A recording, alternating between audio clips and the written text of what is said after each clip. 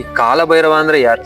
ಕಾಲಭೈರವ ಕ್ಷೇತ್ರ ಪಾಲಕ. ಭಗವಂತ ಶಿವ ಕಾಶಿಯಲ್ಲಿರುವ ಶಿವನಿಗೆ ಕ್ಷೇತ್ರ ಪಾಲಕನಾಗಿ ಅಂದ್ರೆ ಪ್ರೊಟೆಕ್ಷನ್ ಕೊಡೋದು. ಯಾವುದೇ ರೀತಿಯ ತೊಂದರೆಗಳಾಗ್ತೀರಾ ಆ ಕ್ಷೇತ್ರದಲ್ಲಿ ಯಾರೇ ಕೆಟ್ಟದವರು ಅಥವಾ ಬೇರೆ ಏನೇನು ಸಮಸ್ಯೆಗಳು ಬಂದ್ರು ಅಲ್ಲೇ ಅದನ್ನ ಹೊಡೆದು ಆ ಕ್ಷೇತ್ರನ ಸಂರಕ್ಷಣೆ ಮಾಡೋದೇ ಕಾಲಭೈರವ. ಮಠ ಮಂತ್ರ ಅಥವಾ ತೊಡಕುಗಳು ಮಾಡೋದು ಅಥವಾ ನಮಗೆ ಯಾವ್ದಾದ್ರು ಬೇರೆ ಸಮಸ್ಯೆಗಳು ಇರೋದಾದ್ರೆ ಇಲ್ಲಿ ಬಂದು ಕುಷ್ಮಾಂಡ ಪೂಜೆ ಅಂತ ಮಾಡಿ ದೀಪ ಹಚ್ತಾರೆ. ಸೊ ನಮ್ಮ ಏನು ಹೇಳ್ತಾರೆ ಕುಂಬಳಕಾಯಿನಲ್ಲಿ ಎಳ್ಳೆಣ್ಣೆ ಹಾಕಿ ದೀಪ ಹಚ್ಚಿ ಆ ಸ್ವಾಮಿ. ಇಲ್ಲಿ ಕಾಲಭೈರವೇಶ್ವರ ದೇವಸ್ಥಾನಕ್ಕೆ ಬಂದ್ರೆ ಒಳ್ಳೇದಾಗುತ್ತೆ ಅಂತ ಯಾರು ಹೇಳಿದ್ರು? ನಮ್ಮ ಫ್ರೆಂಡ್ ಅವ್ರಿಗೆ ಒಳ್ಳೇದಾಗಿ ಹೇಳಿದ್ರು ಈ ತರ ಹಿಂಗಿದೆ ಅಂತ ಹೇಳ್ಬಿಟ್ಟು. ಅದು ಕಾರ್ತಿಕ ಮಾಸದಲ್ಲಿ ಕಾಲ ಹುಣ್ಣಿಮೆ ದಿನ ಬಂದು ಭಗವಂತನ ಸೇವೆ ಮಾಡಿದ್ರೆ ಬಹಳ ಒಳ್ಳೇದು ಅಂತ ಹೇಳಿದ್ರು. ಸೊ ಅದಕ್ಕೆ ಬಂದಿದ್ದೀವಿ, ಭಗವಂತ ನಂಬ್ಕೊಂಡು ಬಂದಿದ್ದೀವಿ. ಯಾಕಂದ್ರೆ ನಾವು ಭಗವಂತನ ನಂಬಿರೋರು. ನಾವು ಭಗವಂತನ ಪ್ರತಿಯೊಬ್ರು ಅಷ್ಟೇ ಅವನಿಗೆ ಕಾಯ ವಾಚ ಮನಸ್ಸು ಸಂಪೂರ್ಣವಾಗಿ ಅವನಿಗೆ ಶರಣಾಗ್ಬೇಕು. ಶರಣಾದಾಗ ಮಾತ್ರ ಮುಕ್ತಿ. ಸರಿ, ಭೂಮಿ ಮತ್ತೆ ಆಕಾಶ ಇರೋವರೆಗೂ ನಮ್ದೇ ಒಂದು ಆಳ್ವಿಕೆ ನೆರವೇರಬೇಕು ಅಂತ ರಾತ್ರಿ ಹೇಳಿರ್ತಾರೆ. ಆ ಯಾರಿಗೆ ನೆರವೇರಿಸಕ್ಕಾಗದೆ ಕಾಲಭೈರೇಶ್ವರ ಸ್ವಾಮಿ ಹೇಳ್ತಾರೆ, ಒಂದೇ ರಾತ್ರಿಯಲ್ಲಿ ನೀವು 8 ದೇವಸ್ಥಾನ ನಿರ್ಮಾಣ ಮಾಡಕ್ಕೆ ಸಾಧ್ಯ ಆದ್ರೆ ಮಾತ್ರ ನಾನು ನಿಮ್ಗೆ ಅರ್ಜಿನ ಪೂರೈಸ್ತೇನೆ ಅಂತ ಹೇಳಿರ್ತಾನೆ ಕಾಲಭೈರೇಶ್ವರ ಸ್ವಾಮಿ. ಚೋಳರು ಏನ್ ಮಾಡ್ತಾರೆ, ಒಂದೇ ರಾತ್ರಿಯಲ್ಲಿ 3 ದೇವಸ್ಥಾನ ಮಾತ್ರ ನಿರ್ಮಾಣ ಮಾಡ್ತಾರೆ. ಮೊದಲು ಮಾಡ್ತಾನೆ ಅಹಂಕಾರದಿಂದ ಲೋಕಕ್ಕೆಲ್ಲ ನಾನೇ ರಾಜ ಅಂತೇಳಿ ಮೆರೆತಾ ಇರ್ತಾನೆ. ಅಂದ್ರೆ ಅದ್ಗೆ 4 ತಲೆ ಇರೋದ್ರಿಂದಾಗಿ ಏನ್ ಮಾಡ್ತಾನೆ ಬ್ರಹ್ಮನು, ನನಗೆ 4 ತಲೆ 4 ಕೈ ಇರೋದ್ರಿಂದಾಗಿ ಮತ್ತೆ ಜನಗಳ ಹಣೆ ಬರ ಬೆರೆಯೋದೆಲ್ಲ ನಾನೇ ಅಂತೇಳಿ ಗರ್ವ ಬಿದ್ದು ಲೋಕ ಎಲ್ಲ ನಂದೇ ಅನ್ಬಿಟ್ಟು ಎಲ್ರನ್ನೂ ಅಹಂಕಾರದಿಂದ ನೋಡ್ತಾ ಇರ್ತಾನೆ ಬ್ರಹ್ಮದೇವ. ಆ ಅಹಂಕಾರನ. ಎಲ್ರಿಗೂ ನಮಸ್ಕಾರ, ನಾನು ನಿಮ್ಮ ಅರುಣ್ ಮಾತಾಡ್ತಾ ಇರೋದು. ನಾನು ಇಂಟ್ರೊಡಕ್ಷನಲ್ಲಿ ಹೇಳ್ದಂಗೆ ಇವಾಗ ನಾವು ಹೋಗ್ತಾ ಇರೋದು ಕಾಲಭೈರವೇಶ್ವರ ಟೆಂಪಲ್ಗೆ. ಈ ಜಾಗ ಇರೋದು ನಮ್ಮ ಬೆಂಗಳೂರಿನ ಹೊಸಕೋಟೆ ಹತ್ರ ಜಡಗಿನಹಳ್ಳಿ ಅಂತ. ಈ ಜಾಗ ತುಂಬ ಫೇಮಸ್ಸು. ತುಂಬ ಅಂದರೆ ತುಂಬ ಜನ ಈ ಜಾಗಕ್ಕೆ ಬರ್ತಾರೆ. ಈ ಜಾಗ ಇರೋದು ಎಷ್ಟೋ ಜನಕ್ಕೆ ಗೊತ್ತೇ ಇಲ್ಲ. ಇವತ್ತು ಈ ಜಾಗನ ನಾವು ಬೇರೆ ಯಾರೋ ಒಬ್ಬರು ಹೇಳಿದ್ರಿಂದ ಈ ಜಾಗನ ಹುಡಿಕೊಂಡು ಇಲ್ಲಿ ವಿಡಿಯೋ ಮಾಡಬೇಕು ಅಂತ ಇಲ್ಲಿಗೆ ಬಂದಿದ್ದೀವಿ. ಒಂದೇ ರಾತ್ರಿಯಲ್ಲಿ ಬೆಳಗಾಗೋದ್ರೊಳಗಡೆ 5 ದೇವಸ್ಥಾನ ಕಟ್ಟಿಸ್ಬೇಕು ಅಂತ ದೇವ್ರ ಮಾತು ಕೇಳ್ಬಿಟ್ಟು ಕಟ್ಸೋಕೆ ಹೊರಟ ಚೋಳರ ರಾಜ ಕೇವಲ ಕಟ್ಟಿಸಿದ್ದು 3 ದೇವಸ್ಥಾನ. ಆ 3 ದೇವಸ್ಥಾನದಲ್ಲಿ ಇದು ಸಹ ಒಂದು. ಈ ಜಾಗಕ್ಕೆ ಇವತ್ತು ನಾವು ಬಂದಿರೋದು ಸಹ ನಮ್ಮ ಅದೃಷ್ಟ ಅಂತಲೇ ಹೇಳ್ಬೋದು. ಹಾಗೆ ಇಲ್ಲಿನ ವಿಚಾರಗಳು, ಆಚಾರಗಳು ಮತ್ತು ಇಲ್ಲಿ ಯಾವ್ಯಾವ ರೀತಿಯ ಪೂಜೆ ಪುನಸ್ಕಾರಗಳು ನಡೀತವೆ ಅಂತ ಇಲ್ಲಿನ ಭಕ್ತಾದಿಗಳ ಹತ್ರನೇ ಮತ್ತು ಇಲ್ಲಿನ ಅರ್ಚಕರ ಹತ್ರ ನಾವು ತಿಳ್ಕೊಳ್ತಾ ಹೋಗೋಣ. ಈ ವಿಡಿಯೋನ ಕಂಪ್ಲೀಟಾಗಿ ನೋಡಿ. ನಿಮಗೆ ಇಲ್ಲಿನ ಎಲ್ಲ ವಿಚಾರಗಳನ್ನ ನಾನು ಈ ವಿಡಿಯೋದಲ್ಲಿ ನಿಮ್ಮ ಮುಂದೆ ತರ್ತಾ ಹೋಗ್ತೀನಿ. ಹಾಗೆ ನೀವಿಲ್ಲೀಗ ಏನು ನೋಡ್ತಾ ಇದ್ದೀರಾ ನೋಡಿ, ಇಲ್ಲಿ ಒಂದು ಕುಂಬಳಕಾಯಲ್ಲಿ ತುಪ್ಪದ ದೀಪಗಳನ್ನ ಹಚ್ಚಿದಾರಲ್ಲ. ಈ ದೀಪಗಳನ್ನ ಏನಕ್ಕಪ್ಪ ಹಚ್ಚುತ್ತಾರೆ ಅಂತಂದರೆ ಭಕ್ತಾದಿಗಳು ಅವರ ಯಾವುದೇ ಕಷ್ಟಗಳಿರ್ಬೋದು, ಮನೆ ಆಸ್ತಿ ಸಂಸಾರ ಅದು ಇದು ಯಾವುದೇ ರೀತಿಯ ತೊಂದರೆಗಳಿದ್ರೂ ಸಹ ದೇವರ ಮುಂದೆ ಅವರ ಕೋರಿಕೆಗಳನ್ನ ಇಟ್ಟು ಅಮಾವಾಸ್ಯೆ ದಿನ, ಅಷ್ಟಮಿ ದಿನ ಈ ಥರ ತುಪ್ಪದ ದೀಪಗಳನ್ನ ಈ ಥರ ಕುಂಬಳಕಾಯಿಗಳಲ್ಲಿ ಹಚ್ಚೋದ್ರಿಂದ ಅವರ ಎಲ್ಲ ಕಷ್ಟಗಳು ಪರಿಹಾರ ಆಗುತ್ತೆ. ಎಷ್ಟೋ ಜನಕ್ಕೆ ಮಕ್ಕಳಾಗ್ದಲೇ ಇದ್ದವ್ರಿಗೆ ಮಕ್ಕಳಾಗುತ್ತೆ. ಆಸ್ತಿ ವಿಚಾರಗಳು ಹಾಗೆ ಕೌಟುಂಬಿಕ ಕಲಹಗಳು ಎಲ್ಲ ಥರ ತೊಂದರೆಗಳು ಸಹ ನಿವಾರಣೆ ಆಗ್ತದಂತೆ. ನನಗೂ ಗೊತ್ತಿರಲಿಲ್ಲ, ಇಲ್ಲಿನ ಜನಗಳು ಹೇಳಿದ್ರಿಂದಲೇ ನಮಗೂ ಗೊತ್ತಾಗಿತ್ತು. ಈ ಥರನೂ ಒಂದು ಆಚರಣೆ ಇದೆ ಅಂತ ಎಷ್ಟೋ ಜನಕ್ಕೆ ಗೊತ್ತೇ ಇಲ್ಲ. ಎಷ್ಟೋ ಜನಕ್ಕೆ ಇದರಿಂದ ಪರಿಹಾರನೂ ಸಿಕ್ಕಿದೆಯಂತೆ ಇದುವರೆಗೂ.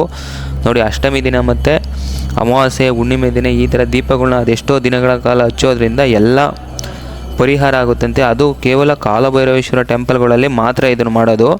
ಇದ್ರ ಬಗ್ಗೆ ಮುಂದಿನ ಭಾಗದಲ್ಲಿ ತಿಳ್ಕೊಳ್ತಾ ಹೋಗೋಣ. ವಿಡಿಯೋದಲ್ಲಿ ಮುಂದಿನ ಭಾಗದಲ್ಲಿ ತಿಳ್ಕೊಳ್ಳೋಣ ಬನ್ನಿ.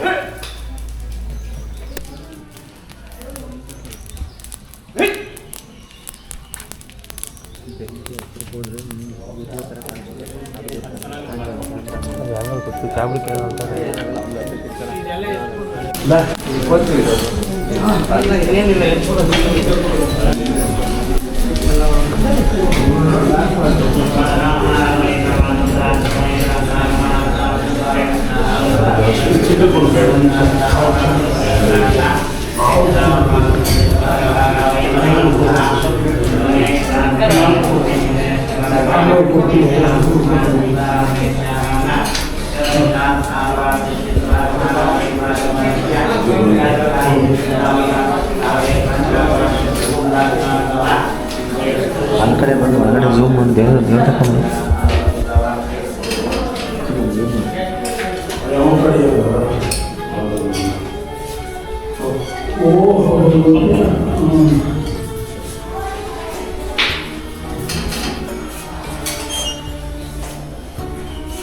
So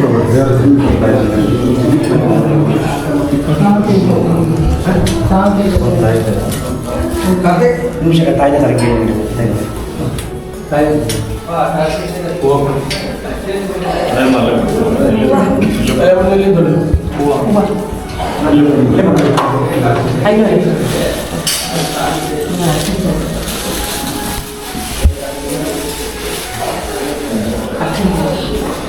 ಅಭಿಷೇಕ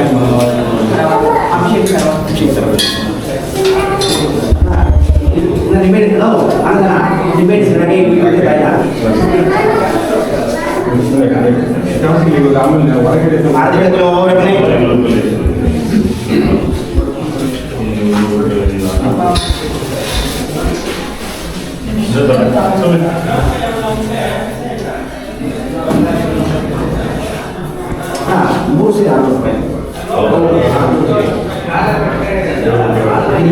ಅಲ್ಲ ಹಾಗೆ ನೆಕ್ಸ್ಟ್ ಕಾಲ ಬಂದಿದ್ದೀನಿ ಹಂಗಾಗಬೇಕು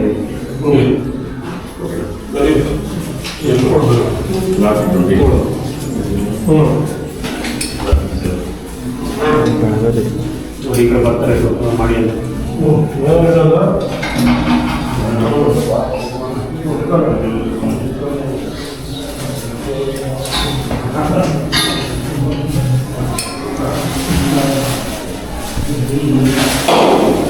ಆಯ್ತಾ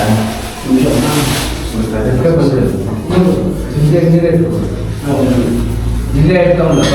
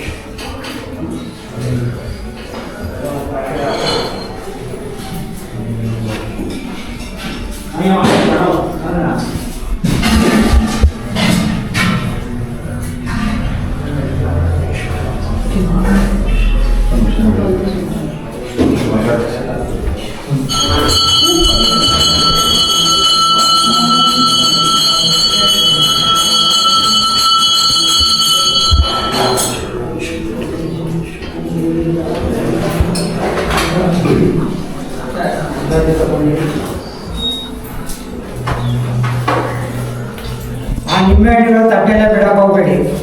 ದೀಪ ತೋರಿಸಿ ಮನೆಗೆ ಎತ್ಕೊಂಡು ಹೋಗಿ, ದೀಪಕ್ಕೆ ತೋರಿಸ್ಕೊಂಡು ಮನೆಗೆ ಎತ್ಕೊಂಡು ಹೋಗ್ಬೇಕು.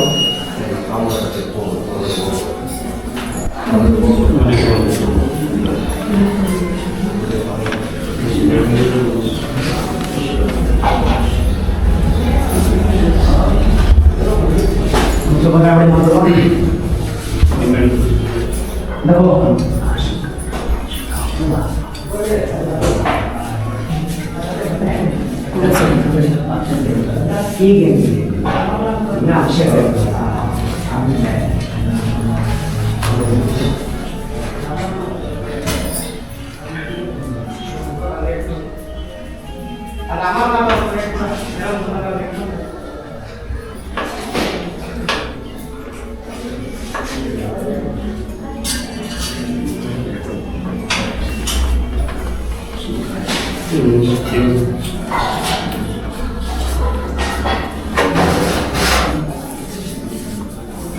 ನಿಂಬೆಹಣ್ಣುಗಳು ದೀಪಕ್ಕೆ ತೋರಿಸ್ಕೊಂಡು ಹೋಗಿ, ಸಪ್ರೇಟಾಗಿ ತಂದಿರೋದು ಕೊಡಿ ಯಾರಾದ್ರು.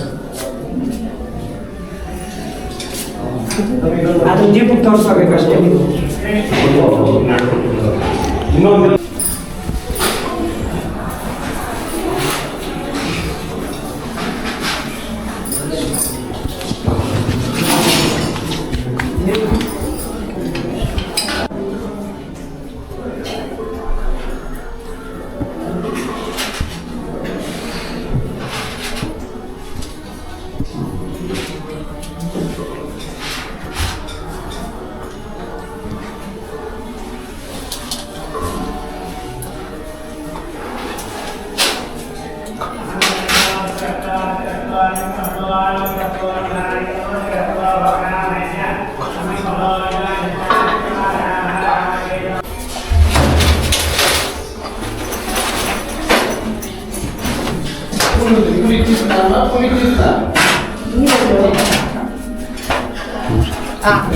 ಇಲ್ಲಣ್ಣ, ಅಷ್ಟು ದೊಡ್ಡದಿಲ್ಲ.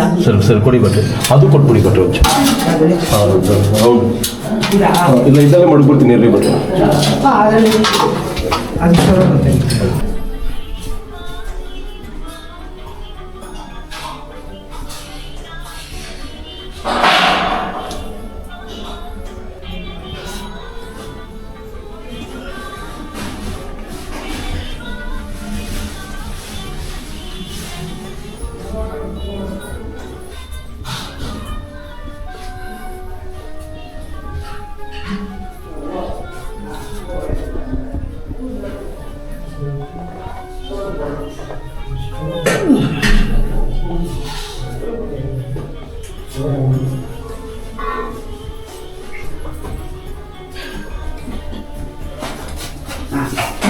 ಅಷ್ಟೇ ಹಾಕೋಂತ ನಾನೆಲ್ಲ ಕೆಲಸ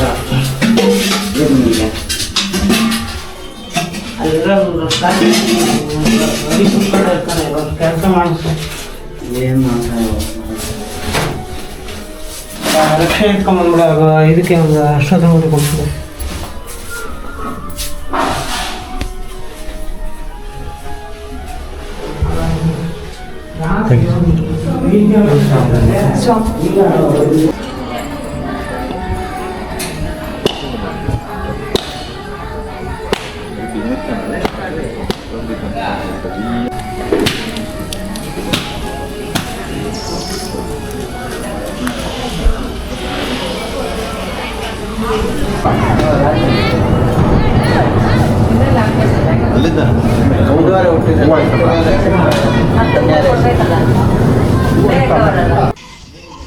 ನೋಡಿ, ನಮಗೆ ಎಲ್ಲ ಕಾಲಭೈರವೇಶ್ವರ ದೇವಸ್ಥಾನಗಳಲ್ಲೂ ನಾವು ಒಂದು ಕರಿ ನಾಯನ್ನು ನೋಡ್ತೀವಿ, ಶ್ವಾನವನ್ನು. ನೋಡಿ, ಈ ದೇವಸ್ಥಾನದಲ್ಲೂ ಸಹ ಒಂದು ಶ್ವಾನ ಇದೆ, ಚೆನ್ನಾಗಿದೆ. ಅದ್ರ ಜೊತೆಗೆ ಅವರು 2 ಹಸುಗಳನ್ನು ಸಾಕಿದ್ದಾರೆ ಈ ದೇವಸ್ಥಾನದಲ್ಲಿ. ಇಲ್ಲಿ ಅದು ಸ್ವಲ್ಪ ಆಕರ್ಷಣೆ ಅಂತ ಹೇಳ್ಬೋದು ಈ ದೇವಸ್ಥಾನದಲ್ಲಿ.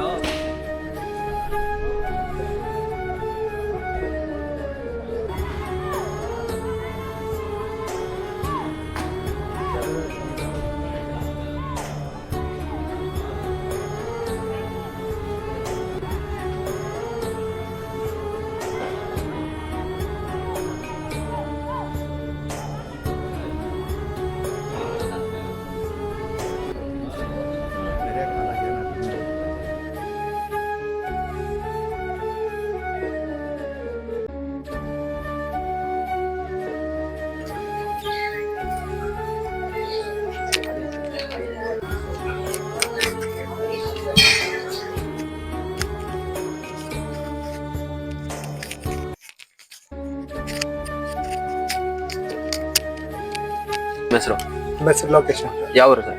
ದೊಡ್ಡ ಕುಂದಿ ಮಾರತ್ತಲ್ಲಿ. ಎಷ್ಟು ವರ್ಷದಿಂದ ಬರ್ತಾ ಇದ್ರಿ? ಇದೇ ಮೊದಲನೇ ವರ್ಷ. ಇಲ್ಲಿ ಕಾಲಭೈರವೇಶ್ವರ ದೇವಸ್ಥಾನಕ್ಕೆ ಬಂದ್ರೆ ಒಳ್ಳೇದಾಗುತ್ತೆ ಅಂತ ಯಾರು ಹೇಳಿ? ನಮ್ಮ ಫ್ರೆಂಡ್ ಅವ್ರಿಗೆ ಒಳ್ಳೇದಾಗಿ. ಅವ್ರು ಒಳ್ಳೇದು. ಏನು ವಿಶೇಷತೆ ಏನು? ನಮ್ಗೆ ಗೊತ್ತಿಲ್ಲ, ಅವ್ರು ಹೇಳಿದ್ದಾರೆ ಅದಕ್ಕೋಸ್ಕರ. ಸರ್, ನಿಮ್ಮ ಹೆಸರು? ಅಂಬರೀಷ್ ಅಂತ. ಯಾವ ಊರು ಸರ್? ಇಲ್ಲೇ ಹೊಸಕೋಟೆ.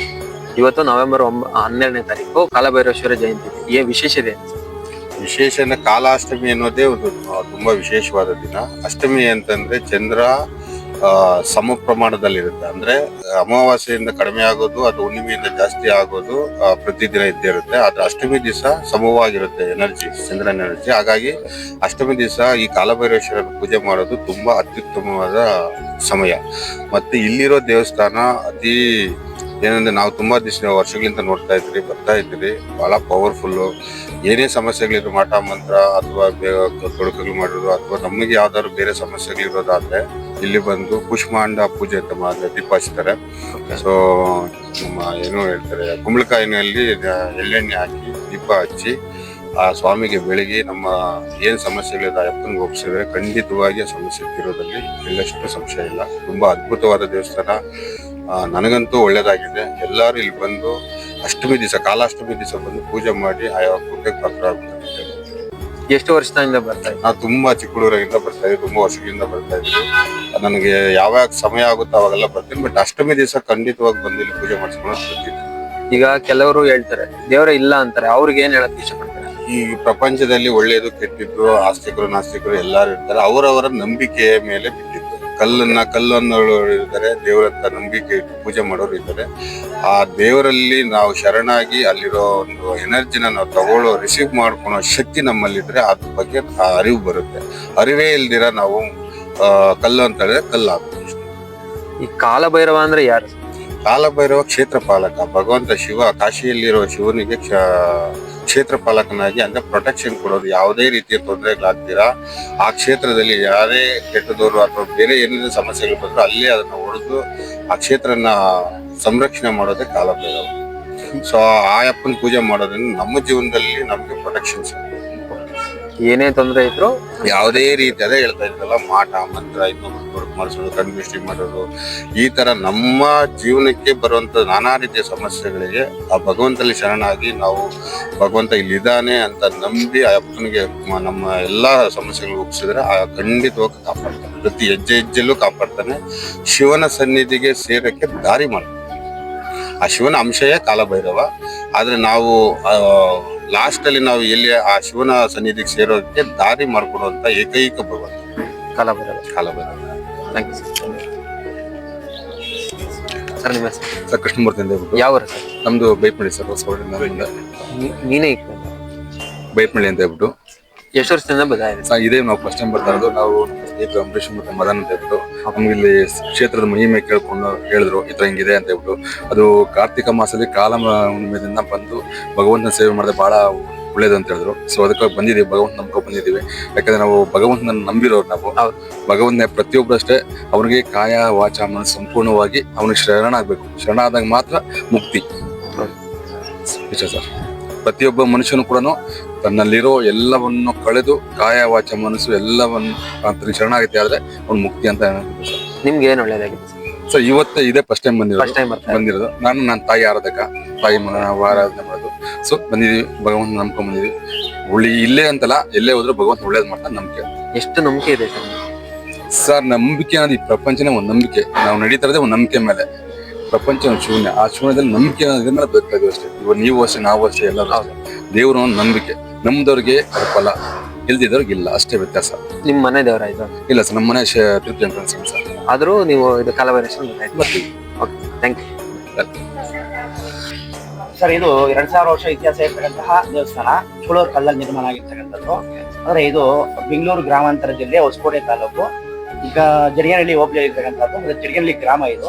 ಇಲ್ಲಿ ಇರ್ತಕ್ಕಂಥದ್ದು ಸುಮಾರು 2000 ವರ್ಷ ಇತಿಹಾಸ ಇರ್ತಕ್ಕಂಥ ಚೋಳರು ಕಟ್ಟಿರ್ತಕ್ಕಂಥ ದೇವಸ್ಥಾನ ಇದು. ಈ ದೇವಸ್ಥಾನ ಚೋಳರು ಕಟ್ಟೋದಕ್ಕೆ ಕಾರಣ ಏನಪ್ಪಾ ಅಂದ್ರೆ, ಚೋಳರು ದೀಕ್ಷೆಯನ್ನ ಮಾಡಿ ಜಪಾನ ಮಾಡಿರ್ತಾರೆ. ಕಾಲಭೈರೇಶ್ವರ ಸ್ವಾಮಿ ಪ್ರತ್ಯಕ್ಷ ಆಗಿ ವರ ಕೇಳಿದಾಗ ಏನ್ ಮಾಡ್ತಾರೆ, ಚೋಳರು ಏನ್ ಮಾಡ್ತಾರೆ, ಭೂಮಿ ಮತ್ತೆ ಆಕಾಶ ಇರೋವರೆಗೂ ನಮ್ದೇ ಒಂದು ಆಳ್ವಿಕೆ ನಡೀಬೇಕು ಅಂತ ಅರ್ಕೆ ಹೇಳಿರ್ತಾರೆ. ಆ ಅರ್ಕೆ ನೆರವೇರಿಸಕ್ಕೆ ಕಾಲಭೈರೇಶ್ವರ ಸ್ವಾಮಿ ಹೇಳ್ತಾರೆ, ಒಂದೇ ರಾತ್ರಿಯಲ್ಲಿ ನೀವು 8 ದೇವಸ್ಥಾನ ನಿರ್ಮಾಣ ಮಾಡಕ್ ಸಾಧ್ಯ ಆದ್ರೆ ಮಾತ್ರ ನಾನು ನಿಮ್ಗೆ ಅರ್ಕೆನ ಪೂರೈಸ್ತೇನೆ ಅಂತ ಹೇಳಿರ್ತಾನೆ ಕಾಲಭೈರೇಶ್ವರ ಸ್ವಾಮಿ. ಚೋಳರು ಏನ್ ಮಾಡ್ತಾರೆ, ಒಂದೇ ರಾತ್ರಿಯಲ್ಲಿ 3 ದೇವಸ್ಥಾನ ಮಾತ್ರ ನಿರ್ಮಾಣ ಮಾಡ್ತಾರೆ. ಮೊದಲನೇದು ಬಂದು ಧರ್ಮಪುರಿ ಆಗುತ್ತೆ, ಎರಡನೇದು ಬಂದು ಇಲ್ಲಿ ಈ ಕ್ಷೇತ್ರ ಜಡಿಗನಹಳ್ಳಿ ಕ್ಷೇತ್ರ ಆಗುತ್ತೆ, ಮೂರನೇದು ಬಂದು ಸಿದ್ಧ ಭೈರವೇಶ್ವರ ಕೋಲಾರ ಬರುತ್ತೆ. ಈ 3 ಕ್ಷೇತ್ರಗಳು ಒಂದೇ ರಾತ್ರಿಯಲ್ಲಿ ನಿರ್ಮಾಣ ಆಗಿರ್ತಕ್ಕಂಥ ದೇವಸ್ಥಾನಗಳಿವು. ಇಲ್ಲಿ ಅಷ್ಟಮಿ ವಿಶೇಷ ಏನಪ್ಪಾ ಅಂದ್ರೆ, ಕಾಲಾಷ್ಟಮಿ ಅಂತೇಳಿ ಪೌರ್ಣಮಿ ಆದ ನಂತರ 8 ದಿನಕ್ಕೆ ಬರುತ್ತೆ. ಪ್ರತಿ ತಿಂಗಳು ಕಾಲಾಷ್ಟಮಿ ಅಂತ ಬರುತ್ತೆ. ಡಿಸೆಂಬರ್ ತಿಂಗಳಲ್ಲಿ ಧನುರ್ಮಾಸದಲ್ಲಿ ಮಾತ್ರ ಕಾಲಭೈರವ ಜಯಂತಿ ಅಂತ ಮಾತ್ರ ಬರುತ್ತೆ. ಕಾಲಾಷ್ಟಮಿ ಏನಂತಂದ್ರೆ, ಪೌರ್ಣಮಿ ಆದ ನಂತರ ಬರ್ತಕ್ಕಂಥ ಅಷ್ಟಮಿಯಲ್ಲಿ ಕಾಲಭೈರವ ಜನನ ಅಂದ್ರೆ ಶಿವನಿಂದ ಒಂದು ಅವತಾರ ತಾಳಿರ್ತಕ್ಕಂಥ ತಿಥಿ ಬಂದು ಅಷ್ಟಮಿ. ಅದು ಕೃಷ್ಣ ಪಕ್ಷ ಅಷ್ಟಮಿ ಅಂತ ಹೇಳಿ ಕರೀತಾರೆ. ಪೌರ್ಣಮಿ ಆದ ನಂತರ 8 ದಿನಕ್ಕೆ ಬರುತ್ತೆ. ಮತ್ತೆ ಈ ಅಷ್ಟಮಿ ದಿನದಂದು ಕಾಲಭೈರವೇಶ್ವರ ಸ್ವಾಮಿಗೆ ವಿಶೇಷವಾಗಿ ಕೂಷ್ಮಾಂಡ ದೀಪಾರತಿ ಅಂತಾರೆ. ಕೂಷ್ಮಾಂಡದಲ್ಲಿ ಅಂದ್ರೆ ಕುಂಬಳಕಾಯಿ, ಕುಂಬಳಕಾಯಿನಲ್ಲಿ ಎಳ್ಳೆಣ್ಣೆ ಹಾಕಿ ದೀಪ ಅನಿಸಿ ಗಣಗಲೆ ಹೂವು, ಇನ್ನೇರು ಗಣಗಲೆ ಹೂವಲ್ಲಿ ಅರ್ಚನೆ ಮಾಡಿಸಿ ಅಥವಾ ಬಿಲ್ಪತ್ರೆಯಲ್ಲಿ ಅರ್ಚನೆ ಮಾಡಿಸೋದ್ರಿಂದಾಗಿ, ಮತ್ತೆ ದೇವ್ರಿಗೆ ಆರತಿ ಬೆಲೆ ಕೊಟ್ಟು ದೇವಸ್ಥಾನಕ್ಕೆ 18 ಪ್ರದಕ್ಷಿಣೆ ಹಾಕೋದ್ರಿಂದಾಗಿ ಅವ್ರದ್ದು ಎಲ್ಲಾ ಇಷ್ಟಾರ್ಥಗಳು ನೆರವೇರ್ತವೆ. ಮತ್ತೆ ಇದ್ರು ಕಾಲಭೈರವ ಜಯಂತಿ ಅಂತ ಹೇಳಿ ಡಿಸೆಂಬರ್ ತಿಂಗಳಲ್ಲಿ ಧನುರ್ಮಾಸದಲ್ಲಿ ಬರುತ್ತೆ. ಇದು ಸುಮಾರು ಜನ ಏನ್ ಮಾಡ್ತಾರೆ ಅಂದ್ರೆ, ಕಾರ್ತಿಕ್ ಮಾಸದಲ್ಲಿ ಬರುತ್ತೆ ಅಂತ ಹೇಳಿ ತಪ್ಪಾಗಿ ತಿಳ್ಕೊಂತಾರೆ. ಕಾರ್ತಿಕ್ ಮಾಸದಲ್ಲಿ ಕಾಲಾಷ್ಟಮಿ ಮಾತ್ರ ಬರೋದು. ಕಾಲಭೈರವ ಜಯಂತಿ ಅಂತ ಹೇಳ್ಬಿಟ್ಟು ಧನುರ್ಮಾಸದಲ್ಲಿ ಬರ್ತಕ್ಕಂಥದ್ದು. ಪಂಚಾಂಗ ಪ್ರಕಾರವಾಗಿ ಕಾಲಭೈರವ ಜಯಂತಿ ಇರ್ತಕ್ಕಂಥದ್ದು ಧನುರ್ಮಾಸದಲ್ಲಿ ಅಂದ್ರೆ ಮಾರ್ಗಶಿರ ಮಾಸದಲ್ಲಿ ಪೌರ್ಣಮಿ ಆದಂತ 8 ದಿನಕ್ಕೆ ಧನುರ್ಮಾಸ ಅಂತ ಹೇಳಿ ಕರೀತಾರೆ. ಈ ಧನುರ್ಮಾಸದಲ್ಲಿ ಕಾಲಭೈರವ ಜಯಂತಿ ಅಂತ ಹೇಳಿ ಬರುತ್ತೆ. ಕಾಲಭೈರವ ಜಯಂತಿ ವಿಶೇಷ ಏನಂದ್ರೆ, ವರ್ಷಕ್ಕೊಂದ್ಸರಿ ಮಾತ್ರ ಕ್ಷೇತ್ರ ಪಾಲಕ ಕಾಲಭೈರವೇಶ್ವರ ಸ್ವಾಮಿಗೆ ಅಷ್ಟಭೈರವ ಸಮೇತ ಸ್ವರ್ಣಾಕರ್ಷಣ ಭೈರವ ಹೋಮ ನೆರವೇರಿಸಿ ಸ್ವಾಮಿಗೆ ಕುಂಭ ಕಲಶಾಭಿಷೇಕ, ರುದ್ರ ಸಮೇತ ಕುಂಭ ಕಲಶಾಭಿಷೇಕವನ್ನ ಮಾಡಲಾಗ್ತದೆ. ಮಾಡಿದ ನಂತರ ವಿಶೇಷವಾಗಿ ಸ್ವಾಮಿಗೆ ಅಲಂಕಾರ, ಅರ್ಚನೆ, ಮತ್ತೆ ನಾದಸ್ವರ ಸಮೇತ ಪಂಚವೇದ ಪಾರಾಯಣ, ಕುಂಕುಮಾರ್ಚನ, ಪುಷ್ಪಾರ್ಚನ, ಭಸ್ಮಾರ್ಚನ ಎಲ್ಲ ನೆರವೇರಿಸಿ ರಾಹುಕಾಲ ಸಮಯದಲ್ಲಿ ಶ್ರೀ ಕ್ಷೇತ್ರ ಕಾಲಭೈರೇಶ್ವರ ಸ್ವಾಮಿಗೆ ಮಹಾಮಂಗಳಾರತಿ, ಕೂಷ್ಮಾಂಡ ಆರತಿಯನ್ನು ಕೂಡ ಮಾಡಲಾಗುತ್ತದೆ. ಇದು ವರ್ಷಕ್ಕೊಂದ್ಸರಿ ಬರ್ತಕ್ಕಂಥ ವಿಶೇಷ. ಈ ವರ್ಷಕ್ಕೊಂದ್ಸರಿ ಬರ್ತಕ್ಕಂಥ ಕಾಲಭೈರವ ಜಯಂತಿ ದಿನ ಯಾರ ದೀಪಾರಾಧನೆ ಮಾಡಿ ಸ್ವಾಮಿಗೆ ತುಂಬೆ ಹೂವು ಮತ್ತೆ ಬಿಲ್ಬತ್ರೆಯಲ್ಲಿ ಅರ್ಚನೆ ಮಾಡಿಸಿ ಎಳ್ಳೆಣ್ಣೆಯಲ್ಲಿ ದೀಪ ಹಂಚ್ತಾರೋ ವರ್ಷ ಪೂರ್ತಿ ಕ್ಷೇತ್ರಪಾಲಕ ಕಾಲಭೈರವೇಶ್ವರ ಸ್ವಾಮಿ ಅನುಗ್ರಹ ಅವ್ರ ಕುಟುಂಬದ ಮೇಲೆ ಇರುತ್ತೆ ಅನ್ನಬಿಟ್ಟು ಇಲ್ಲಿ ಕ್ಷೇತ್ರದ ಪ್ರತೀತಿ. ಇದು ಧನುರ್ಮಾಸದಲ್ಲಿ ಡಿಸೆಂಬರ್ ತಿಂಗಳಲ್ಲಿ 12ನೇ ತಾರೀಕು ಶುಕ್ರವಾರ ಬಂದಿರತಕ್ಕಂಥದ್ದು. ಕೆಲವ್ರು ಜನ ಏನ್ ಮಾಡಿದಾರೆ ಅಂದ್ರೆ ಯೂಟ್ಯೂಬ್ ಅಲ್ಲಿ ಅದು ಇದರಲ್ಲಿ ನೋಡಿ ಈ ನವೆಂಬರ್ ತಿಂಗಳಲ್ಲಿ ಕಾರ್ತಿಕ ಮಾಸದಲ್ಲಿ ಬರುತ್ತೆ ಅಂತ ಹೇಳಿ ಸ್ವಲ್ಪ ತಿಳ್ಕೊಂಡಿದ್ದಾರೆ. ಕಾರ್ತಿಕ ಮಾಸದಲ್ಲಿ ಯಾವುದೇ ವರ್ಷ ಯಾವುದೇ ತಿಂಗಳಲ್ಲಿ ಕೂಡ ಕಾರ್ತಿಕ ಮಾಸದಲ್ಲಿ ಬರೋದಿಲ್ಲ. ಕಾಲಭೈರವ ಜಯಂತಿ ಬರ್ತಕ್ಕಂಥದ್ದು ಡಿಸೆಂಬರ್ ತಿಂಗಳು ಅಥವಾ ಜನವರಿ ತಿಂಗಳು ಧನುರ್ಮಾಸದಲ್ಲಿ ಬರುತ್ತೆ. ಮಾರ್ಗಶಿರ ಮಾಸ ಧನುರ್ಮಾಸದಲ್ಲಿ ಬರ್ತಕ್ಕಂಥದ್ದು ಅದೇ ಕಾಲಭೈರವ ಜಯಂತಿಯಾಗಿ ಬರುತ್ತೆ. ಕಾರ್ತಿಕ ಮಾಸದಲ್ಲಿ ಯಾವುದೇ ಕಾರಣಕ್ಕೂ ಕಾಲಭೈರವ ಜಯಂತಿ ಯಾವುದೇ ವರ್ಷನೂ ಬರುವುದಿಲ್ಲ. 12ನೇ ತಾರೀಕು ಶುಕ್ರವಾರ ನೆಕ್ಸ್ಟ್ ಮಂತ್ ಡಿಸೆಂಬರ್ 12ಕ್ಕೆ ಮತ್ತೆ ಡಿಸೆಂಬರ್ 12ನೇ ತಾರೀಕು ಶುಕ್ರವಾರ ಕಾಲಭೈರವ ಜಯಂತಿ ಬರ್ತಕ್ಕಂಥದ್ದು. ಇದೇ ವರ್ಷ ಅಲ್ಲ, ಪ್ರತಿ ವರ್ಷನೂ ಅಷ್ಟೇ ಕಾರ್ತಿಕ ಮಾಸದಲ್ಲಿ ಬರೋದ. ದಯವಿಟ್ಟು ಎಲ್ಲಾ ಜನರು ಅರ್ಥ ಮಾಡ್ಕೊಳ್ಳಿ. ಟಿವಿ ಮತ್ತೆ ವಾಟ್ಸಪ್, ಫೇಸ್ಬುಕ್ ಇವೆಲ್ಲ ನೋಡಿ ಸ್ವಲ್ಪ ತಿಳ್ಕೊಳಕ್ ಹೋಗ್ಬೇಡಿ. ಪಂಚಾಂಗ ಪ್ರಕಾರ ಕಾಲಭೈರವ ಸ್ವಾಮಿ ಜನನ ಆಗಿದ್ದು ಅಂದ್ರೆ ಈಶ್ವರನಿಂದ ಕಾಲಭೈರೇಶ್ವರ ಸ್ವಾಮಿ ಅವತಾರ ತಾಳಿರ್ತಕ್ಕಂತಹ ದಿನ ಬಂದು ಧನುರ್ಮಾಸದಲ್ಲಿ ಬರ್ತಕ್ಕಂತಹ ಅಷ್ಟಮಿ, ಕಾಲಭೈರವ ಜಯಂತಿ ಅಂತ ಹೇಳಿ ಕೂಡ ಪಂಚಾಂಗದಲ್ಲಿ ಕೆಲವು ಕ್ಯಾಲೆಂಡರ್ ಕೂಡ ನಾಮೋದಿಸಿರ್ತಾರೆ. ಈ ಪ್ರತಿ ತಿಂಗಳು ಏನ್ ಮಾಡ್ತಾರೆ, ಕಾಲಾಷ್ಟಮಿ ಅಂತ ಹೇಳಿ ಹಾಕ್ತಾರೆ. ಅದು ಬರೀ ಕಾಲಾಷ್ಟಮಿ ಮಾತ್ರ. ಕಾಲಭೈರವ ಜಯಂತಿ ಬರ್ತಕ್ಕಂಥದ್ದು ಡಿಸೆಂಬರ್ ತಿಂಗಳಲ್ಲಿ ಧನುರ್ಮಾಸದಲ್ಲಿ ಬರುತ್ತೆ. ಇದು ವಿಶೇಷವಾಗಿ ಮಾಡ್ತಕ್ಕಂಥದ್ದು ವರ್ಷಕ್ಕೊಂದ್ಸರಿ ಮಾತ್ರ. ಕಾಲಭೈರವ ಜಯಂತಿ ದಿನ ಅಷ್ಟಭೈರವ ಸಮೇತ ಸ್ವರ್ಣಾಕರ್ಷಣ ಭೈರವ ಹೋಮ, ಭಸ್ಮಾರ್ಚನೆ ಇವೆಲ್ಲ ವಿಶೇಷವಾಗಿರ್ತಕ್ಕಂಥದ್ದು. ನಿಮ್ಗೆ ಏನಾರ ಪೂಜೆ ಮಾಹಿತಿ ಬೇಕಂದ್ರೆ ಅರ್ಚಕರನ್ನ ಈ ಕೆಳಗಡೆ ನಂಬರ್, ಯೂಟ್ಯೂಬ್ ಚಾನಲ್ ಕೆಳಗಡೆ ನಂಬರ್ ಹಾಕಿರ್ತಾರೆ. ಆ ನಂಬರ್ ಸಂಪರ್ಕ ಮಾಡಿ ಅಭಿಷೇಕ, ಅರ್ಚನೆ, ಹೋಮ ಏನಾದ್ರು ಮಾಡಿಸ್ಬೇಕಾದ್ರೆ ಅರ್ಚಕರನ್ನ ಸಂಪರ್ಕ ಮಾಡಿ ಫೋನ್ ಮಾಡಿ ತಿಳ್ಕೊಂಬೋದು. ಕಾಲಭೈರವೇಶ್ವರನ ಜನನ ಹೇಗಾಯ್ತು ಅಂತ ಏನಾದ್ರು ಹೇಳ್ತಾರೆ? ಕಾಲಭೈರವ ಜನನ ಆಗಿರ್ತಕ್ಕಂಥದ್ದು ಈಶ್ವರನ ಬ್ರಹ್ಮನ್ ಏನ್ ಮಾಡ್ತಾನೆ, ಅಹಂಕಾರದಿಂದ ಲೋಕಕ್ಕೆಲ್ಲ ನಾನೇ ರಾಜ ಅಂತೇಳಿ ಮೆರೆತಾ ಇರ್ತಾನೆ. ಅಂದ್ರೆ ಅದ್ಗೆ 4 ತಲೆ ಇರೋದ್ರಿಂದಾಗಿ ಏನ್ ಮಾಡ್ತಾನೆ ಬ್ರಹ್ಮನು, ನನಗೆ 4 ತಲೆ 4 ಕೈ ಇರೋದ್ರಿಂದಾಗಿ ಮತ್ತೆ ಜನಗಳ ಹಣೆ ಬರ ಬೆರೆಯೋದೆಲ್ಲ ನಾನೇ ಅಂತೇಳಿ ಗರ್ವ ಬಿದ್ದು ಲೋಕ ಎಲ್ಲ ನಂದೇ ಅನ್ಬಿಟ್ಟು ಎಲ್ರನ್ನೂ ಅಹಂಕಾರದಿಂದ ನೋಡ್ತಾ ಇರ್ತಾನೆ ಬ್ರಹ್ಮದೇವ. ಆ ಅಹಂಕಾರನ ತಡೆಯೋದಕ್ಕೋಸ್ಕರವಾಗಿ ಈಶ್ವರನ್ ಏನ್ ಮಾಡ್ತಾನೆ, ಕಾಲಭೈರವೇಶ್ವರನ್ನ ಕಾಲನ ಸೃಷ್ಟಿ ಮಾಡೋದಕ್ಕೋಸ್ಕರವಾಗಿನೇ ಕಾಲಭೈರವೇಶ್ವರ ಸ್ವಾಮಿ ಜನನ ಆಗಿರ್ತಕ್ಕಂಥದ್ದು. ಕಾಲನ ಧರ್ಮವಾಗಿ ನಡೆಸೋಕೋಸ್ಕರನೇ ಕಾಲಭೈರವೇಶ್ವರ ಸ್ವಾಮಿನ ಅವತಾರನ ತಾಳಿರ್ತಕ್ಕಂಥದ್ದು. ಈ ಈಶ್ವರ ಏನ್ ಮಾಡ್ತಾನೆ, ಕಾಲಭೈರವೇಶ್ವರ ಸ್ವಾಮಿಯ ಒಂದು ಅವತಾರವನ್ನ ತಾಳಿ ಈ ಕಾಲಭೈರವೇಶ್ವರ ಸ್ವಾಮಿ ಬ್ರಹ್ಮನ ಅಹಂಕಾರವನ್ನ ತಡೆಯೋದಕ್ಕೋಸ್ಕರವಾಗಿ ಬ್ರಹ್ಮನ ಅಹಂಕಾರದ ಒಂದು ತಲೆ, 4ನೇ ತಲೆ ಹಿಂದೆ ಇರುತ್ತೆ. ಆ ಹಿಂದೆ ಇರತಕ್ಕಂಥ ತಲೆಯನ್ನ ಕಿರಿ ಬೆರಳಲ್ಲಿ ಕಿತ್ತಾಕ್ತಾನೆ. ಹಾಗೆ ನಾಗ ಏನ್ ಮಾಡ್ತಾನೆ, ಬ್ರಹ್ಮನ ಅಹಂಕಾರ ಅನ್ನೋದು ಕಡಿಮೆ ಆಗುತ್ತೆ. ಈಶ್ವರನು ಲೋಕಾಧಿಪತಿ ಅನ್ನೋದು ಮತ್ತೆ ಈಶ್ವರನು ಜನ ಸಂಹಾರ ಅಂತಲ್ಲ, ಜನ ಮತ್ತೆ ಯಾವುದೇ ಒಂದು ಹರಕೆ ಏನೇ ಒಂದು ನಮ್ಗೆ ಇಷ್ಟಾರ್ಥಗಳು ನೆರವೇರಿಸೋದಾಗಿರ್ಲಿ, ಮತ್ತೆ ನಮ್ಮ ಸೃಷ್ಟಿಯಲ್ಲಿ ಇರ್ತಕ್ಕಂಥ ಜೀವಿಗಳಿಗಾಗಿರ್ಲಿ, ಮನುಷ್ಯನಿಗಾಗಿರ್ಲಿ, ಮತ್ತೆ ಒಂದು ವೃಕ್ಷ ಆಗಿರ್ಬೋದು, ಪ್ರತಿಯೊಂದು ವೃಕ್ಷ ಪ್ರಾಣಿಗಳಿಗೂ ಈಶ್ವರನ ಒಂದು ಅನುಗ್ರಹ ಇಲ್ದಿದ್ದು ಏನು ಮಾಡಕ್ ಸಾಧ್ಯ ಇಲ್ಲ ಅಂತೇಳಿ ಬ್ರಹ್ಮನ ತಿಳ್ಕೊಂಡು ಅಹಂಕಾರ ಕಡಿಮೆ ಮಾಡಿಕೊಂಡು ಅವತ್ತಿನಿಂದ ಏನ್ ಮಾಡ್ತಾನೆ, ಕ್ಷೇತ್ರ ಪಾಲಕನಾಗಿ ಮತ್ತೆ ಕ್ಷೇತ್ರ ನಡೆಸೋ ಪ್ರತಿ ಕ್ಷೇತ್ರದಲ್ಲೂ ಕಾಲಭೈರವೇಶ್ವರ ಸ್ವಾಮಿ ಇದ್ದೇ ಇರ್ತಾನೆ. ಯಾವುದೇ ಕ್ಷೇತ್ರಕ್ಕೆ ಹೋಗಿ ಯಾವುದೇ ಪುಣ್ಯ ಕ್ಷೇತ್ರಕ್ಕೆ ಹೋದ್ರು ಫಸ್ಟ್ ಏನ್ ಮಾಡ್ತಾರೆ, ಮೊದಲನೇದಾಗಿ ಕಾಲಭೈರವೇಶ್ವರ ಸ್ವಾಮಿ ದರ್ಶನ ಮಾಡ್ಬೋದಾದ್ರೆ ಕ್ಷೇತ್ರ ಪಾಲಕನಾಗಿರ್ತಾನೆ. ಯಾಕಂದ್ರೆ ಆ ಒಂದು ಕ್ಷೇತ್ರದಲ್ಲಿ ಏನೇ ಒಂದು ಅಧರ್ಮವನ್ನ ನಡೆಸ್ತೀರ ಇರತಕ್ಕಂಥದ್ದಾಗಿ ಕ್ಷೇತ್ರ ಪಾಲಕ ಕಾಲಭೈರವೇಶ್ವರ ಸ್ವಾಮಿನ ಪ್ರತಿಷ್ಠಾಪನೆ ಮಾಡ್ತಕ್ಕಂಥದ್ದಾಗಿರುತ್ತೆ. ಈ ಕ್ಷೇತ್ರ ಪಾಲಕ ಕಾಲಭೈರವೇಶ್ವರ ಸ್ವಾಮಿ ಪ್ರತಿ ಕ್ಷೇತ್ರದಲ್ಲೂ ಅಧರ್ಮ ನಡೆದಿರ ಧರ್ಮವನ್ನ ನಡೆಸೋದಕ್ಕೋಸ್ಕರವಾಗಿ ಮತ್ತೆ ಈ ಕಾಲವನ್ನ ಧರ್ಮವಾಗಿ ನಡೆಸೋದಕ್ಕೋಸ್ಕರವಾಗಿ ಕಾಲಭೈರವೇಶ್ವರ ಸ್ವಾಮಿ ಜನನ ಆಗಿರ್ತಕ್ಕಂಥದ್ದು. ಈಗ ಯಾರು ಬೇಕಾದ್ರೂ ಈ ದೇವಸ್ಥಾನಕ್ಕೆ ಬರ್ಬೋದು, ಮತ್ತೆ ಯಾರು ಬೇಕಾದ್ರೂ ಈ ಕಾಲಭೈರವೇಶ್ವರನ ಪೂಜೆ ಬೇಕಾದ್ರೂ ಕಾಲಭೈರವೇಶ್ವರ ಸ್ವಾಮಿ ಪೂಜೆ ಮಾಡುವ. ಇದೇ ಇಂಥ ಜಾತಿ ಇಂಥ ಭೇದ ಭಾವ ಏನೂ ಇಲ್ಲ. ಅಷ್ಟಮಿ ದಿನ ಪುಣ್ಯ ದಿನ ಅಂದ್ರೆ ಕಾಲ ಅಷ್ಟಮಿ ಅಂದ್ರೆ ಪೌರ್ಣಮಿ ಆದ ನಂತರ ಬರುತ್ತೆ. ಈ ದಿನ ಮಾಡೋದು ಮತ್ತೆ ಅಮಾವಾಸ್ಯೆ ದಿನ ಮಾಡಬಹುದು. ರಾಹು ಕಾಲದಲ್ಲಿ ವಿಶೇಷವಾಗಿ ಮಾಡ್ತಕ್ಕಂಥದ್ದು. ಈ ತರ ಮಾಡೋದ್ರಿಂದಾಗಿ ಅವ್ರ ಅಕ್ಕೆ ಏನೇ ಇದ್ರು ನೆರವೇರುತ್ತೆ. ಸರ್, ನಮ್ಮ ಹೆಸರು? ನನ್ನ ಹೆಸರು ಅಮರ್ನಾಥ್ ಅಂತ. ಯಾವ ಮಾಲೂರು ಜ್ಯೋತಿಷ್ಯನು. ಈ ದೇವಾಲಯಕ್ಕೆ 2000 ವರ್ಷಗಳ ಇತಿಹಾಸ ಇದೆ, ಚೋಳರ ಕಾಲದ್ದು. ಮತ್ತೆ ಇಲ್ಲಿ ನಾಗಭೈರವ, ಅನೇಕ ಭೈರವಗಳಿದೆ, 108 ಭೈರವಗಳಿದೆ. ಅದರಲ್ಲಿ ಇಲ್ಲಿರೋದು ನಾಗಭೈರವ. ಇಲ್ಲಿ ಈ ವಿಗ್ರಹದ ಕೆಳಗಡೆ ಕೈಗೆ ಸರ್ಪ ಇದೆ, ನಾಗಭೈರವ. ಶನಿಗ್ರಹ ರಾಹುಗ್ರಹ ದೋಷ ಇಲ್ಲಿ ಪರಿಹಾರ ಆಗುತ್ತೆ. ಮತ್ತೆ ಇಲ್ಲಿ ಈ ದೇವಸ್ಥಾನದಲ್ಲಿ ಸರ್ಪದೇ ಪೌರ್ಣಮಿ ಸೇರುವ ಆವಾಗ್ಲಿದೆಯಲ್ಲ ಅದ್ರದ್ದು ಕೂರ್ಮ ಮತ್ತೆ ಗಜ ಆನೆ ಇಷ್ಟು ಇದೆ. ಗುರುಗ್ರಹ ಶಾಂತಿ, ರಾಹುಗ್ರಹ ಶಾಂತಿ, ಜೋರಾಗಿ ರಾಹು ಗ್ರಹ ಶಾಂತಿ, ಗುರುಗ್ರಹ ಶಾಂತಿ, ಶನಿ ಗ್ರಹ ಶಾಂತಿ ಆಗುತ್ತೆ. ಮತ್ತೆ ಮಾಟ ಮಂತ್ರ ದೋಷ, ಕೃತ್ರಿಮ ದೋಷ, ದಿಷ್ಟಿ ದೋಷ ಎಲ್ಲನೂ ಹೋಗುತ್ತೆ. ಪಿತೃ ದೋಷ ಹೋಗುತ್ತೆ. ದಕ್ಷಿಣಕ್ಕಿರೋದ್ರಿಂದ ಕುಜಗ್ರಹ ದೋಷ ಇದೆಲ್ಲ ಇದು ಜೊತೆಗೆ ಮಾಳಮ್ಮ ಇದೆ. ಆ ಎಮ್ಮನು ಇದಕ್ಕೂ ತವ್ರ ಮನೆಯಿಂದ ಗಂಡನ ಮನೆಗೆ ಬರ್ಬೇಕಾದ್ರೆ ಇಲ್ಲಿ ಬಂದು ಶಿಲೆ ಆಗ್ಬಿಟ್ಟಿದ್ದಾಳೆ. ಯಾವ್ದು ಸರ್ ತವ್ರ ಮನೆ ಯಾವ್ದು? ತವ್ರ ಮನೆ ಈ ಕಡೆ ಆ ಕಾಲದ್ದು ಯಾವ್ದು ಅಂತ ಗೊತ್ತಿಲ್ಲ. ಇದು ಕಾಡು, ಆ ಕಾಲದಲ್ಲಿ ಈ ಕಾಡಿನ ಮಧ್ಯೆ ಬರ್ಬೇಕಾದ್ರೆ ಭೈರವನ್ನ ನೋಡಿದ್ರು ಈ ದೇವ್ರನ್ನ ನೋಡ್ಕೊಂಡ್ ಬರ್ತೀನಿ ಅಂತ ನೋಡಕ್ ಹೋಗಿ ಹಂಗೆ ಶಿಲೆ ಆಗ್ತದೆ. ಈ ಮಗುನ ಏನಪ್ಪಾ ಮಾಡೋದು ಅಂದ್ರೆ ಆ ಮಗುನ ಎತ್ಕೊಂಡು ಶಿಲೆ ಆಗಿದೆ. ಅದು ಪಕ್ಕದಲ್ಲಿದೆ, ಭೈರವೇಶ್ವರ ಪಕ್ಕದಲ್ಲಿ ಮಾಳಮ್ಮ ಅಂತ, ಮಾಳಮ್ಮ ಪ್ಲಸ್ ಅದನ್ನ ಮಗನ ಇಬ್ಬರು ಶಿಲೆ ಆಗಿರ್ತದೆ. ಚಂದ್ರಮೌಳೇಶ್ವರ ಇದೆ, ಮನೋಕಾರಕ ಚಂದ್ರ ಶಾಂತಿ ನಂದಿ ಇದೆ. ಯಾರಿಗಾದ್ರೂ ಮದುವೆ ಆಗಿಲ್ಲ ಅಂದ್ರೆ 3 ಅಷ್ಟಮಿ ದಿನ ಬಂದಿಲ್ಲಿ. 1ನೇ ಅಷ್ಟಮಿ ದಿನ ಕಣಗಿಲೆ ಹೂವಾರ, 2ನೇ ಅಷ್ಟಮಿ ದಿನ ಬಿಲ್ಪತ್ರಾಹಾರ, 3ನೇ ಅಷ್ಟಮಿ ದಿನ ಅರ್ಶಿನ ಕೊಂಬಾರ ಅಂದ್ರೆ ಅವ್ರಿಗೆ ಎಂತವ್ರಿಗಾಗಲಿ ಮದುವೆ ಆಗುತ್ತೆ. ಎಲ್ಲ ಗ್ರಹ ದೋಷಗಳು ಹೋಗಿ ಆಗುತ್ತೆ. ಆರೋಗ್ಯ ಬೇಕಂದ್ರೆ ವಿಭೂತಿ ಹಚ್ಚಿರುವ ಕುಂಬಳಕಾಯಿ, ಕುಂಬಳಕಾಯಿಗೆ ಈಗ ಅರ್ಶನ ಹಚ್ಚಿದ್ರೆ ಅದಕ್ಕೆ ವಿಭೂತಿ ಹಚ್ಚಿರೋ ಕುಂಬಳಕಾಯಿಯನ್ನು ಹಚ್ಚಿಸ್ಬಿಟ್ಟು 18 ಪ್ರದಕ್ಷಿಣೆ ಹಾಕಿದ್ರೆ ಅವ್ರಿಗೆ ಆರೋಗ್ಯ ಎಂಥದೇ ಆಗಲಿ ಹಾಸ್ಪಿಟಲ್ ಆಗದೆ ಇರೋದು ಇಲ್ಲಿ ಸರಿ ಹೋಗುತ್ತೆ. ನೋವು ಏನೇ ಬೇರೆ ಶರೀರದಲ್ಲಿ ಹುಟ್ಟಿರ್ಲಿ, ಬೇರೆ ದಿಷ್ಟಿ ದೋಷ ಬಂದಿರ್ಲಿ ಅದಾಗುತ್ತೆ. ದಿಷ್ಟಿ ದೋಷ ಆಗಿದ್ರೆ 18 ನಿಂಬೆಹಣ್ಣು ದೇವರಿಗೆ ಹಾಕ್ಬೇಕು. ಮತ್ತೆ ಮಕ್ಕಳಾಗಿಲ್ಲ ಅಂದ್ರೆ 108 ಗೋಡಂಬಿ, ಜೋಡಿ ಗೋಡಂಬಿಯನ್ನ ದೇವರಿಗೆ ಸಮರ್ಪಣೆ ಮಾಡಿದ್ರೆ 3ನೇ ತಿಂಗಳಲ್ಲಿ ಅವ್ರಿಗೆ ಖಂಡಿತ ಮಕ್ಕಳಾಗುತ್ತೆ. ಕೋರ್ಟು ಕಚೇರಿ ಇವೇನಾದ್ರೂ ಇದ್ರೆ ತೆಂಗಿನಕಾಯಿ, ಜೋಡಿ ತೆಂಗಿನಕಾಯಿಗಳನ್ನ ಹಾಗೆ ಒಡೆದ್ಬಿಟ್ಟು ಟೈಮ್ದಲ್ಲಿ ಅವರು 18 ತೆಂಗಿನಕಾಯಿಗಳನ್ನ ಹಾರ ಹಾಕಿದ್ರೆ ಅವ್ರಿಗೆ ಕೋರ್ಟು ಕಚೇರಿ ಎಲ್ಲ ಮುಕ್ತಿ ಸಿಗುತ್ತೆ.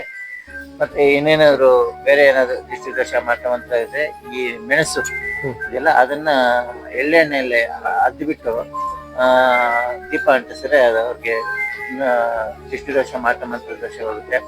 ಗಂಡಾಂತರ ದೋಷ ಆಕ್ಸಿಡೆಂಟು ಮತ್ತೆ ಇನ್ನೇನಾದ್ರು ಇದ್ರೆ ಸಾಸಿವೆ ಎಣ್ಣೆಯಲ್ಲಿ ದೀಪ ಅಂಟಿಸ್ಬೇಕು. ಷಣ್ಮಹಾತ್ಮನ ದೋಷ ಏನಾದ್ರು ಇದ್ರೆ 18 ಮಣ್ಣಿನ ಹಣತೆಗಳಿದೆಯಲ್ಲ ಅದರಲ್ಲಿ ಎಳ್ಳೆಣ್ಣೆ ಹಾಕಿ ದೀಪ 3 ಅಷ್ಟಮಿಗೆ ಅಂಟಿಸಿದ್ರೆ ಅವ್ರಿಗೆ ಎಲ್ಲ ಗ್ರಹ ದೋಷನೂ ಹೋಗುತ್ತೆ.